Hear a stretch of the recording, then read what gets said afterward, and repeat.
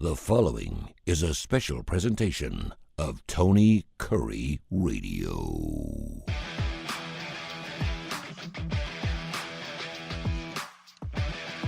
Welcome back to another Keefer and Kurre show. Left side, Keefer. I'm Tony Kurre. Of course, if you're from the Birmingham area, anywhere in the Southeast, you probably know who we are already. Over 500 years of experience when it comes to radio and television. Of course, speaking of TV, ABC 3340. We have a show called The Starting Lineup coming up here. We got college football kicking off in just a couple weeks. It's going to be a huge monster show. We're going to have all kinds of plays, free plays. We're going to have a brand new podcast that we're going to be picking some games. Everyone's doing betting podcasts. We were 26-7 in our first year on the television screen. So a lot of people are like, dude, you need to do another show. And it's like, okay, so we'll do another show. Against the spread, too. We're not just one of those. No, I hope I don't have to say ATS because, I mean, if we're picking just who's going to win the game, I mean, that's ridiculous. I mean, anyone can do that. But if you watch, though, like game day, and they go across the table and they have their guest picker, they're just picking who's going to win or lose. Big deal. Yeah. And I'm not saying, I'm not saying that sometimes, I like a Kirk Herbstreit, who I like, or Reese Davis. I like a lot of those guys. And when you don't see Kirk Herbstreit but about 3 or 4 months a year, okay, on ESPN. He gets paid millions and millions of dollars because he is the college football analyst, okay? And I get that, and that's how they work. You see Paul Feinbaum every single day because he does a radio show, but then you see him a lot more during college football. And then during baseball season, you have a baseball analyst on ESPN that you only see during baseball season. You don't see them in February, March, because there's no reason to have them on February, March. And they'll say, who do you like? And now more than ever, I guess they're picking against the spread. If you watch SVP and these guys study, watch film, and it's all they do is college football 24 hours a day. All right. And you would think that someone that is so well steeped in their sport would have a little bit more knowledge about picking and handicapping ball games, but there's so much more to it than just, the matchup. The idea of a matchup is people just don't get it because on paper, you look on paper and a Jenny Joe Schmo and go, well, listen, on paper, this team looks a lot better than this team. They should win by 20. And I mean, that'll be the Schmo that walks into Vegas and drops $500 on this team should beat the hell out of them, so they're going to win by 40 and they end up doing it. And of course, that's all you hear about is they're right on their bet. I'm like, well, how'd you do in the last 100 bets? Okay. So we are very, very honest. We are very free with our picks. We do have a reason why we do that. There are some times where, you get the blind squirrel finds the nut. Okay. There are some times where if one team played another team 10 times, they would beat them 8 out of 10 times and go 8-2 against ATS. You may be that one time where you got one of those two plays and you nailed it right. Good for you. That's a win's a win. I don't care how you find it. I don't know how you get it. You could be like picking corns off your toes and going, okay, that's a W. That's an over. That's an under. You could be picking petals off a rose. I don't care how you do. Just give me winners. And that's what we do on our show. That's all. That's right. That's right.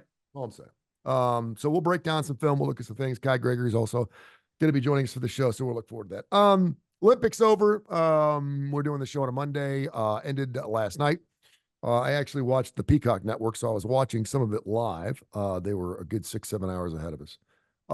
Your overall thoughts on the Olympics? Any surprises? U.S. men's basketball team looked pretty good. A nice scary game against Serbia, but end up Curry's unbelievable. LeBron James was unbelievable. I mean, he's LeBron James at 39 years of age. And I will say this right now. I still think he's the best basketball player that we've ever seen. I realized that I was 15, 16, 17 years old when Jordan was playing, when he was really hot in the mid to late 80s. For what he does and the way he acknowledges his game, I mean, he went, 14, 10, and 6 in the gold medal game against France. And it was the best 10, 14, 6 I've ever seen, or 14, 10, 6 I've ever seen. I mean, the guy is such a huge part of the game. He doesn't have to score 20 points a ball game, and he realizes that. He's just a great interpreter of the game. He's a great leader on the game, and because of that, you had Steph Curry making 4 3-pointers in 2 minutes and 11 seconds, which is almost impossible to do. But yeah, just an amazing game and good stuff. But your overall view on the Olympics? Did you like it? Did you enjoy it? Well, on the basketball thread, it amazes me that LeBron has always been such a polarizing character and has so many detractors. I never have really understood that. Don't get it. I know that a lot of that is fueled by people that are absolutely adamant that Michael Jordan is the greatest of all time, and how dare anybody put LeBron in that same category. But for longevity, Tony at 39, what he's still able to do is unbelievable. And let's go ahead and give credit where credit's due. This Olympic team was pretty much the product of LeBron James getting out early in the season, in the NBA season, and talking up everybody getting involved in this Olympic effort. We got to go over there and win the gold medal, because LeBron recognizes, as so many of the other guys do, and anybody who watches the game does, that the world has pretty much caught up. You look at just 10 or 12 years ago, the percentage of foreign players in the NBA was something like, it was like less than 10%. It was 7 or 8%. Now it's almost 40%. Yep. I mean, the world has gotten basketball insane. Like our partner on TV says, not sports insane, basketball insane. All corners of the globe have competitive teams. Look at that French team yesterday. Those guys were huge, Tony. I mean, this kid went an hour or whatever that played for the Spurs. This kid is 7'6" and can do everything. Yep. I mean, LeBron recognized this is going to be probably his last dance at the Olympics. He said, I'm not going out a loser, but we're going to have to put together a hell of a team to win this thing. They beat the Serbs easily in the very first game, but they got pushed to the limits. They were down 17 in that game, Tony. Crazy. Came back and won it because all the big players that maybe even were on the shelf of playing, the Kevin Durant's, and of course Steph was all in, because Steph Curry has never played in the Olympics due to injury or yeah. I mean, that's amazing. So, I mean, for him to be, and if there's ever any doubt, this is the greatest clutch player. Michael Jordan always had that title, but now Steph Curry's intruding on that territory as well. Because, like you said, France twice got to within 5. With 2 minutes left, they had gotten within 3, and just cold-blooded Curry come down and just making threes from everywhere. And that last one he made to stabilize the game for the Americans, I mean, there were like 3 guys on him, and I was sitting here with my son watching it, and he goes, he put up for another one, and Clayton said, "No way!" No. Boom, no. Splash. I mean, it was absolutely phenomenal. So, and I tell you what, too, and if anybody who listens to my other program on your network, which I'm so privileged to be able to do and give my thoughts every week on Need to Know. Everybody knows that I am all about the USA, all about the red, white, and blue. Love my country, love everything that it stands for. It gave me so much enjoyment to watch every player on that team drape themselves in the American flag yesterday and celebrate that victory. I mean, they were proud to represent their country, and they knew what a significant defeat it would have been if they didn't come home with gold. And for those guys to demonstrate, where it's not fashionable these days, to espouse, love of your country or acknowledge even your country, those guys really, really scored big with me, celebrating in that fashion. It's one thing to acknowledge your country, to be patriotic when you're in it. And it's another thing to be acknowledgeable and patriotic about your country when you're out of it. And what I mean by that, and I'll be interested, because it's been since 1996 that we've had the Olympics in the United States. Of course, they're going to LA in 28. Right. The torch has been passed, literally. There is, and I've been to 4 Olympics, okay? So, I mean, I obviously didn't compete, but I covered 4 different Olympics for the Coca-Cola Network. And so I've been there, done that.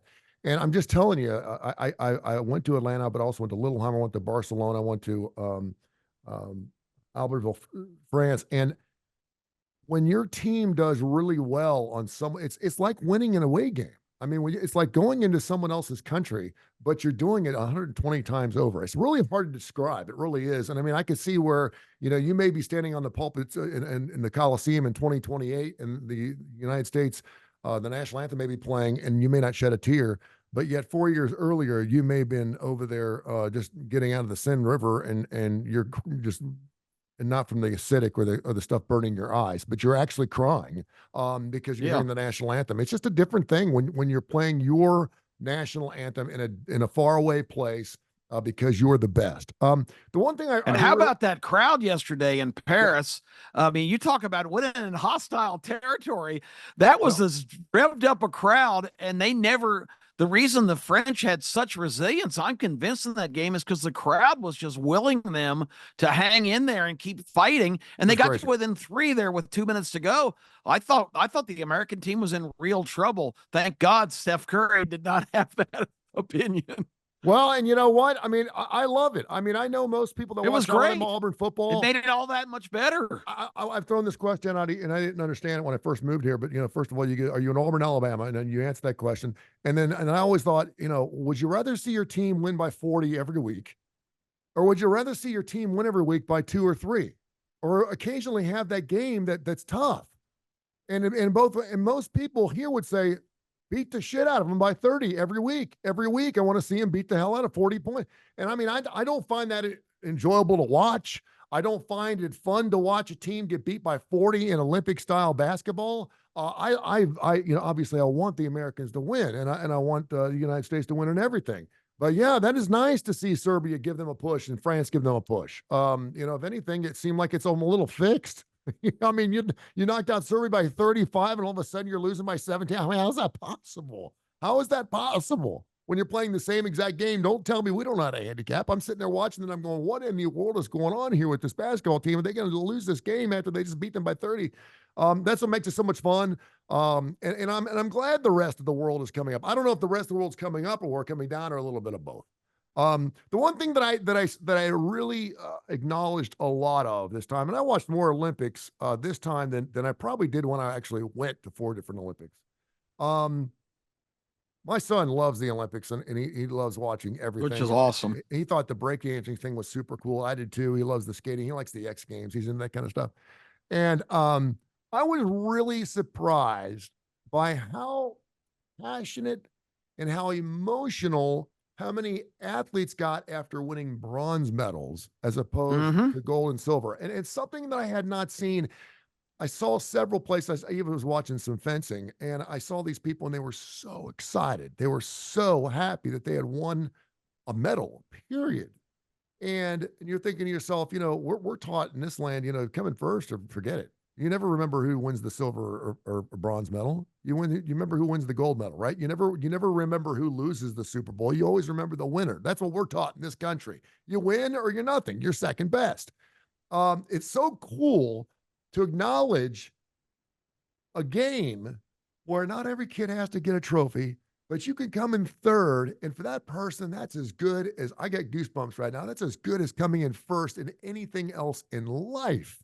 I mean, it is so cool to see these people that are so happy with a third place win. We just don't see Yeah. that in our culture here. We have to win Well, or you it work means all nothing. your life to get there, and you're competing against the very best in the world. And to get a bronze medal in almost any sport, it's not a participation trophy. That signals to me you're the third best at this pursuit in the world. I mean, that's pretty awesome from the standpoint of all the hours, all the preparation, all the sacrifices paying off.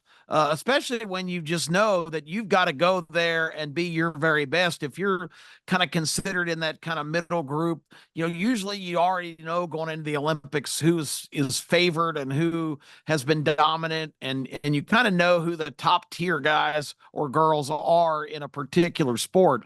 But if you're a guy who's maybe given his best performance of his life and gets acknowledged for it on the biggest stage, I would relish that too. And I think you make a great point that to those people, just getting that medal put around their neck is just as significant as if they'd won the whole competition. That's why what happened in women's gymnastics was so mind-blowing to me, and I'm sure you know what I'm talking about. You're talking about Jordan Childs, who Yep. qualified third in the women's floor exercise, competed last in the 8 women final where the order was determined randomly in advance. She finished her routine awarded a 13.666, which was good for fifth behind our Barbosa and Vuena, which is 13.7. Cecile Landy, who is Child's personal coach and also served as coach of Team USA in Paris, appealed to the judges to have an element restored to Child's routine. It happened right after she was awarded the fifth place. And of course, the other girl who was so excited, crying, she was so happy that she got a bronze medal. Yeah. I was like, well, you know, Charles didn't win the bronze, but at least this one. And she was so happy. She was in tears. She was hugging her coach, hugging her boyfriend, who was her husband. I don't know who it was. She was so excited. Then 2 minutes later, judges come out and approve the appeal, boosting Child's score by 0.1, good enough for Childs to earn the third place. To go along with the team silver she won in Tokyo in 2021 and the team gold she helped the U.S. capture in Paris. And all of a sudden, you see Childs, who thought she came in fifth, winning that bronze medal that we alluded to. That so many people seem to be so happy winning the bronze medal. She is going crazy. She's, of course, with Simone and her whole group, and they're like, yes, and they're high-fiving. And I'm thinking, oh my gosh, this woman who just took her life to win that bronze. By the way, it was her only bronze medal. That was the only medal that woman who came in third had won. To take her bronze medal away from her, to give it back to Jordan, I was like, I almost didn't want to see how she reacted to it. They showed her. She just had the best, greatest thing ever awarded to her ripped out of her hands. Literally. And then the Romanian Gymnastics Federation asked CAS to review the procedures surrounding Landy's appeal of Child's score.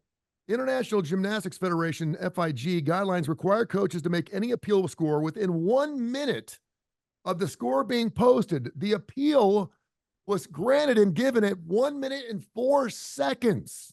She was 4 seconds late. They took Jordan Child's bronze medal back away from her, or they're going to. That she still has it. By the way, she's now in the United States. She has the medal, and they're asking her to give it back. She's got to give it back. See, I haven't heard this edition of the story. Oh, yeah, she's got to give it back. So that's ridiculous. The woman who originally wins the bronze is being awarded the third place again. So she gets the bronze medal, and Jordan Childs, who thought she came in fifth, came in third. Now she did come in fifth because of the appeal was 4 seconds. 4 seconds late. 4 seconds late. It's just unbelievable. And of course, a lot of people saying now, what's going to happen next? Can the U.S. appeal? The U.S. Olympic and Paralympic Committee says it's planned to try, but it's unclear what the exact process would be. Two potential places the U.S. OPC could take the appeal would be to Switzerland's highest court, the Swiss Tribunal, or the European Court of Human Rights. Do you want to appeal to that? Good grief. The initial error occurred in the scoring of FIG, and the second error was during the CAS appeal process where the U.S. OPC was not given adequate time or notice to effectively challenge the decision. So because she was 4 seconds late in the appeal, so not only did she win the bronze, she had the bronze ripped away from her, and now she's getting bronze back. So not only did you piss off and change the dreams of one woman, now you've done it to two women. Now you've done it to two different individuals. I see that, and I'm like, wait a minute, this is supposed to be world sports. Can you imagine? Could you imagine? I mean, what would be the most important thing that Kip Keefer could win in his life? To work all your life to achieve something. The Hall of Fame of broadcasters. I mean, the Hall of Fame broadcasters. Yeah, I guess. What's the other thing you mentioned this on the show that there was something that you had won with the. Yeah, I mean, I'm probably considered a candidate for for a sport that's basically obsolete now, but they're continuing to try to soldier on. Probably a candidate for the Greyhound Racing Hall of Fame in Abilene, Kansas, which would be a big honor, since I've devoted a lot of my life to that sport, and my family was involved in a lot of different things. But yeah, I mean, if I was given that honor, and then somebody called me a half hour later and said, "Just joking, yeah, just kidding. Yeah, we've been looking at that, and you're out on a technicality or something." But this is just typical. The International Olympic Committee and all of these different sanctioning bodies of all these sports have been guilty of everything from blatant indifference and not adhering to the rules to outright corruption. There's been a lot of scandal over the years. I mean, it's become a societal thing when you say, well, the Russian judge only gave me a 7.3. I mean, that comes from Olympic bull crap. That's real, where, man. That is real. When you watch and see how many U.S. judges there are and how many Russian judges there are and how they judge each other, don't tell me there isn't some type of corruption there. It's Oh, amazing. it's still prevalent, and Yeah. I mean, the Olympic movement themselves, all of that came out in the World Cup too for soccer. All of it's come out how much these officials get bribed and how they get flown all over the world and stay in 5-star hotels and all these cities and different people that want to sponsor it and become the venues. I mean, this is corrupt from the top down. But when it affects, a young athlete, when they tell her she's won the bronze medal and then they take it away from her, even giving it back now, it's like, I don't care anymore. Tony, I'm a common sense guy. I'm a logical thinker. Even though that point one correction was justified, why didn't at the time they just give both those girls a bronze medal? The one girl was already awarded. You don't take it away from her because of this further review. I don't think that would have harmed anybody or changed the course of the world to say, hey, we already declared you the bronze medal winner, so you're getting one too. Why just put 2 bronze medals around, one on each girl's neck? I agree with you, and then some people have talked about that, and I'm gonna push the knuckleheads who would say, well, there can only be 3 medals. So this is the Olympics, and there's got to be a first, second, or third. Unless there's a tie, there should not be blah blah blah. I mean, we saw ties. We've seen 2 thirds giving away 2 silvers and 2 gold. I agree with you. My element here is if you are one of those people that if you were the gal who won the medal originally, and you knew that because of the appeal you actually didn't come in third, would you want to keep it? Yeah, that's a good question. I mean, I don't know what that answer is. I don't know her. I don't know her. I know that if I came in fourth in a race and my partner, my coach, whoever appeals, and I end up coming in third because of some type of inadequate posing of score, whatever. And I know that I really didn't win. I actually came in fourth, but because of the appeal, this person in front of me, I don't know if I'd want the medal. It'd be really difficult. And I'm sure she's probably going to get a lot of opportunities to interviews, to be on television, say, how does it feel to come in fifth, actually come in fifth because there was a tie for third. How's it feel to actually not be but she won't have to answer that question anymore because she got her bronze back. She's getting her bronze. But I mean, Jordan Childs going to be asked that question. For some reason, I really don't care about Jordan Childs because she's already won a silver and she's already won a gold. She did that with her tean. Not to say that I want to see everybody be a winner, but I want to see everybody be a winner. I mean, you spend 4 years of your life, 8 years of your life, or whatever, to become an Olympic. Just to become an Olympic athlete is amazing enough. Just to get the invite to be on the team is enough for many people. And then to bronze it, to silver it, to gold it, have it taken away, get it back, and then have it taken away again. It's just amazing, man. Yeah, I guess the other thing that these Olympics will be remembered for, Tony, is the controversy in women's boxing. The 2 weight class finalists were both the XY chromosome people they allowed to compete, and I was really up in arms about this when it first hit because I thought this was the transitioning male business. This was another trans story like the swimmers that were banned from the Olympics this time that were still were always biologically males, but have had some alteration. But for this to be prevalent in boxing, but this situation is really complicated because these are people that were actually born with both chromosomes mixes. So technically they look like females. They don't have male genitalia like these trans guys, but they have and have been barred from other international competitions because they have the Y chromosome in their mix somehow. It's some kind of there's a name for the condition. So these are really females that have male testosterone and other things. So they're really a difficult category to define. And if you again, you don't want to penalize these athletes for what they were born as, because this is a little bit more gray area than what we typically deal with in this issue. But the fact of the matter is, the first girl from Italy quit after 38 seconds when she was getting battered by this guy, gal, whatever he or she was, and these guys just went through the tournament and end up fighting for the gold medal. I mean, there's a lot of sticky things now, but that was really interesting to me. That I've known a lot of real manly women and vice versa, but there's actually a condition where you don't get you're an XX, of course. You're a female. If you're XY, you're a male.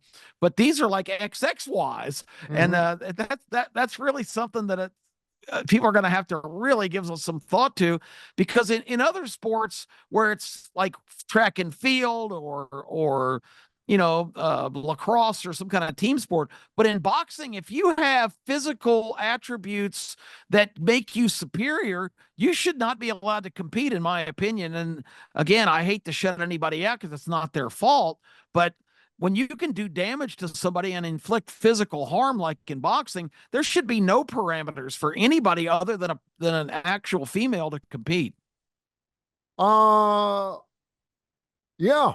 Yeah, I mean, we've kind of joked about this. Maybe we should have the transvestite games. Maybe we should have the plural games, and we don't have enough athletes, obviously, to make that happen. And I agree with you. They should be given an opportunity to compete Somewhere. And if you don't acknowledge yourself as female or male, and through your life, you're just kind of picking which side you want to be on that particular minute or that note. In sports, I want to be female. When my dating, I want to be male. I want to, that is your perusal. You do that. This reminds me a little bit of, do you remember the world's tallest man? I saw something on TV the night, the world's tallest guy. And he had some overgrowth hormone in his thyroid or something like that. Anyway, when he was 13 years old, he was 6'9". Okay. Yes. And he ended up being, I think, 7'11". And he died, ironically, from some type of weird disease in his knees, because of the growth. Our bones aren't situated enough. Our bones aren't situated enough to carry that much weight. And so, but he lived a good life. He had to stand up in school. His last 6 years, he went to school because all the desks were too small. He ended up getting, I want to say he got a doctorate degree. He was a good looking guy, kid, whatever he was. But yeah, so he's on the 13th grade or the 13-year-old basketball team and doesn't have to jump to dunk the basketball. I mean, the kids are just throwing it up to him. And obviously he's a good 2 or 3 feet taller than everyone else on the floor. Yeah. And he's just catching the ball and just dropping it. Florida's got a recruit coming in this year that's supposedly 7'8" or 9. Yeah. So wow. Yeah. So, but I mean, you're talking about, in the NBA, guys can jump. I mean, you can see 5'6" guys dunk basketballs. They can get up. I mean, they can actually block. They can actually get up after it gets a 7-foot guy. And when you're 13 years old, you don't have that you don't have those physical abilities to be jumping up and blocking a 6'11". And so I'm thinking to myself, okay, should this kid not be able to play? And we see it in Little League. We see it a lot, where I had a kid down the street who he worked out, but not as much as he probably should have. But he was just a really big kid. In about 4th grade, he was over 200 pounds. He just had big bones. He wasn't fat. He was just a really big kid. And of course, he wanted to play running back or quarterback like that. They just wanted to put him on the line. Just put him on the line. He played an offense and defensive line. He was a two-way guy, and just plowed over everyone he went after. Ugh. You're playing defense, put your arms out. You're playing offense, go forward. And that's all he did. And he killed people. He killed these small kids. He lay on top of these kids. I mean, in that case, you really your only option is to make that kid play up a level, because you can't physically jeopardize the regular size kids by having some behemoth in the league. Can you for a period of time? I mean, can you sometimes the world's a mysterious place. God's a mysterious person. There's mysteries in the world, and sometimes we want answers for everything, and sometimes we just can't come up with the right answer because both sides are going to lose, and you just can't do it. And so maybe I'm just throwing the question out. Maybe it just ain't your time. Maybe it's just not your. If you're a person that has fought your entire life, and we saw this in the Ivy League with this swimmer, right, where these women were swimming for 6, 7, 8, 9, 10 years of their life. And winning every race that ever did until they meet this woman who used to be a man. And next thing they're getting smoked by 3 seconds. And they're like, what have I been training for? I mean, I have feelings for both those. Should we have a special race for these individuals? I don't know. There's not enough of them to have a special race. Plus, they're letting this guy still with his junk parade around in the women's locker room. I mean, again, I'm not in favor of all this stuff because I want to discriminate against anybody, but some things are just you have to take sensibility into the equation. Yeah. And that's just not sensible. Yeah. Yep. I mean, it's something the IOC will have to take a look at. And again, every year they're probably hoping that they don't have individuals that, But I'll tell you a quick story as we start to wind down here. I went to my 20-year reunion for high school back whenever that was. And a lot of people were milling around that I hadn't seen, of course, forever. Everybody's wearing their name tag. This guy walks up to me, kind of an average size guy. And, actually was a little bit taller and huskier, but he shook my hand and I had a confused look on my face. I happened to glance down and see his name tag. This was a guy, Tony, when in 4th or 5th grade, when we were going to elementary school, he was already like fully grown. It's like he had a wife and kids and was shaven. and I mean, he was the dominant athlete in all through high school too, because he was always just so physically ahead of where everybody else was. And he got a scholarship and went to play at some university and tore up his knee. But this guy was the superstar athlete. And now he was kind of a lesser, I mean, I won't say shriveled up in his 40s, but I mean, he was not imposing at all. And when I saw his name tag, I had to do a double take and like, oh, you're Ken. I can't. It's great to see you. But I walked away with my jaw dropped.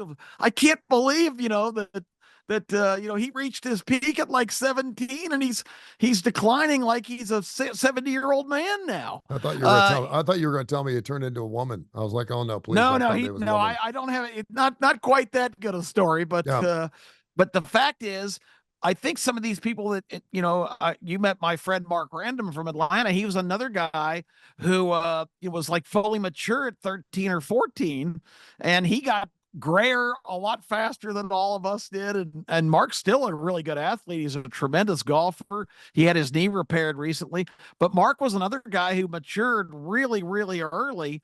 And he's not as extreme a case because he's still doing really well now at basically my age. But, it's funny how that works, and it makes it difficult in athletic competitions where, those guys can actually hurt somebody, and it's not, it's something that I don't think's ever been adequately addressed. No, I mean, there's no reason. I mean, you take a big, tall guy and a big, tall woman, they're going to have big, tall kids. Is that fair? I don't know. That's usually how it works. I mean, I'm 6'4". My wife was 5'9". My daughter's probably going to be 5'9", 5'10". She runs like a gazelle. My uncle was 7'3". His wife. Oh my gosh. His wife was 4'11". My Uncle Carl and Aunt Jeannie, when he walked up to her, his chest came up to the top of her head. So that's probably why they got married in the first place. She did have a flat head, but she was a great woman. But they had 2 daughters who were 6'10", and they had a son that was 7'4". Holy cow. But they were uncoordinated. My 7'4" cousin couldn't play basketball. Yeah, that's ridiculous. I mean, he owned a bunch of car washes up in the Cincinnati area. So yeah. I mean, are we trying I watch a lot of horse racing, as you know. the premier commentator on the Fox Sports horse racing team is Lafitte Pinkai Jr. Now, Lafitte Pinkai Jr. is the son of Hall of Fame jockey from the 60s and 70s, Lafitte Pinkai, who was just a fantastic, won a bunch of Triple Crown races and derbies, one of the best jockeys ever. Lafitte Pinkai was whatever, jockeys are, 5 foot, maybe 4'8", weighed 110 pounds. Lafitte Pinkai, his son, is like 6'3". I mean, you just got. It's so funny every time this is Lafitte Pinkai, and you look at him and say, that can't be. That's insane. Wow. His mother must have been like an Amazon. She must have been like a 6'8" female or something. So you never know with chromosomes and everything we deal with. There are a lot of aberrant things that go on in that process, and who are we to understand that? I'll also point out that when you and I are on TV and I watch the show, I said, God, Tony looks like he's a 7-footer, and I feel like I'm the original Lafitte Pinkai. I'm just a little squatty guy sitting next to you. No, sometimes I'm on with Josh Claypo, and he makes me sit back a foot. So we look a little more closer together, and I'm like, come on, man, because he's not the tallest guy. But, Well, if they still made phone books, I could bring one in and sit on one, but unfortunately, they don't make those anymore. Speaking of TV, we'll do it again, ABC 33, 40, 10, 30, 11 o'clock. It's called The Starting Lineup. Fantastic show. We have a special guest this week. Right. Chip Lake, who's an Auburn graduate, big booster, probably the top political consultant in all of Georgia. But Chip's a really interesting guy, loves his Auburn Tigers. He can't wait to go one-on-one with the legend in the Legend Cave, which is going to be great. And Tony, for anybody locally here in Birmingham or wherever you're listening, if you're inclined to come, join us this Thursday, the 15th of August. We're going to be at the one of our new sponsors, the Glass Panda, which is a fabulous new restaurant with just an amazing, really innovative menu. It's a really cool place for special events. They're going to host a happy hour kickoff party for the starting lineup this Thursday. We want everybody to come and represent and just come have a great time. Come meet Tony and I.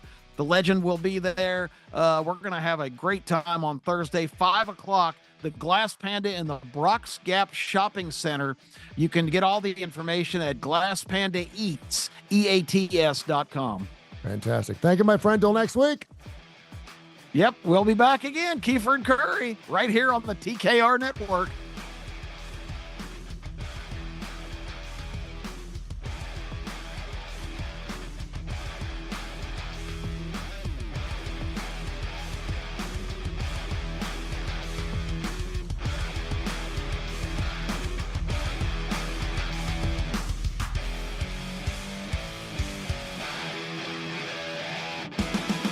This has been a special presentation of Tony Kurre Radio.